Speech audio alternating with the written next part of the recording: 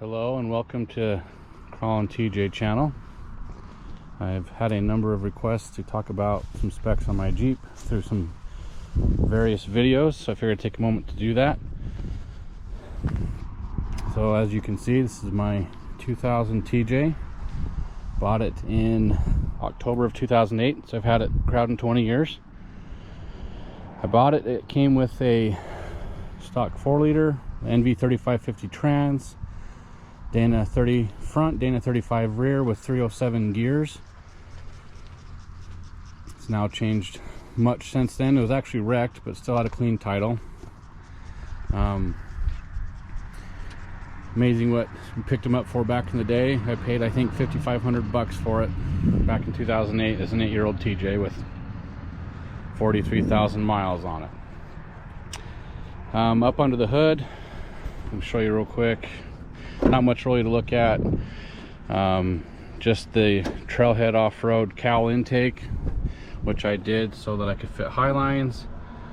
Got my air compressor, some components to a big brake kit from Black Magic Brakes, Ford FL1A oil filter for a little bit more oil capacity, and then a red top Optima. Behind my 4-liter is now a 32RH 3-speed automatic out of a 99 TJ. Swapped that in last winter. Used all pretty much OEM parts. I had the trans rebuilt and then did a higher stall torque converter. I think it's a 2000 to 2300-ish stall. Behind that transmission is a Atlas 2-speed transfer case. This is my second Atlas. My first one was a 4.3 to 1, and this is a 5.0 to 1. I'm utilizing Tom Woods drive shafts. So I am running Curry HD 60s front and rear, which are the semi-float version. So it's running a JK 5-on-5 bolt pattern front and rear. I am running RCVs that are rated to 40-inch tires. Some people may go back and forth and say, well, it's not a true 60 because of the JK outers. Can't argue that, but with my rig weighing just over 4,000 pounds, fully loaded with fuel, braking is not a concern to me at this point. Front axle has a Detroit locker, running 538 gears front and rear, and then I'm using a Yukon zip locker in the rear. Outside of that, I'm running 40-inch Mickey Thompson Baja Bosses on Raceline Avengers. The suspension is a Genrite Legend kit, so it's a three-link front with the upper link on the driver's side, and then I have an upper triangulated 4-link rear utilizing the Curry truss to locate the upper arms in the back. And I'm running anti-rock sway bars front and rear, outboarded shocks with the Fox Performance 2.0 shocks. You can see here I've got a Moto-Built fuel cell and then the Genrite filler, since the stretch cut out where the typical filler would go.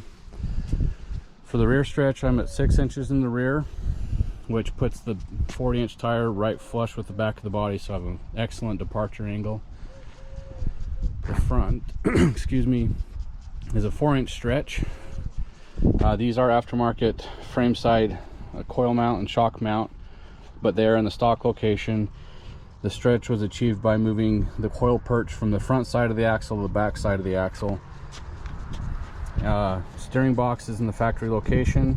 The clearance was made for all of it through a Genrite twisted pitman arm. For armor, this is a Curry Rock Crawler front bumper that's now been discontinued. Got a worn 9.5 CTI winch, some miscellaneous Factor 55 goodies, and I've got a Diode Dynamics mini light bar.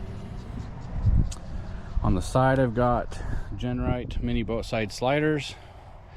I don't remember if I either got them for an LJ or if they had an extended version, but it does go from front fender all the way to the back with the stretch. front is, sorry, excuse me, the front fenders are Genrite Highlines. They're the Boulder fender, so they are even more recessed than what you would see with a zero fender.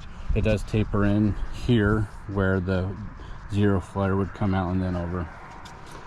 Genrite stretch armor in the rear, KXT fab, tailgate skin, lower valence skin, and I also have door armor that's going on from KXT fab as well, just not installed yet. Legendary performance designs, spare tire delete and rear bumper, savvy tail lights.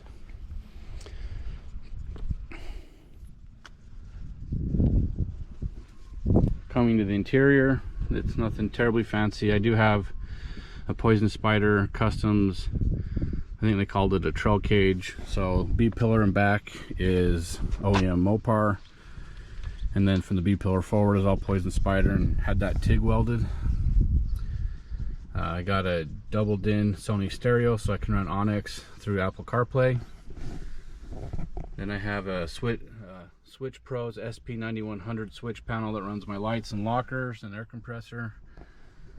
Mastercraft Baja seats in the front, and in the rear is a factory seat because I do have 3 kids. I did add a third seat belt to the back.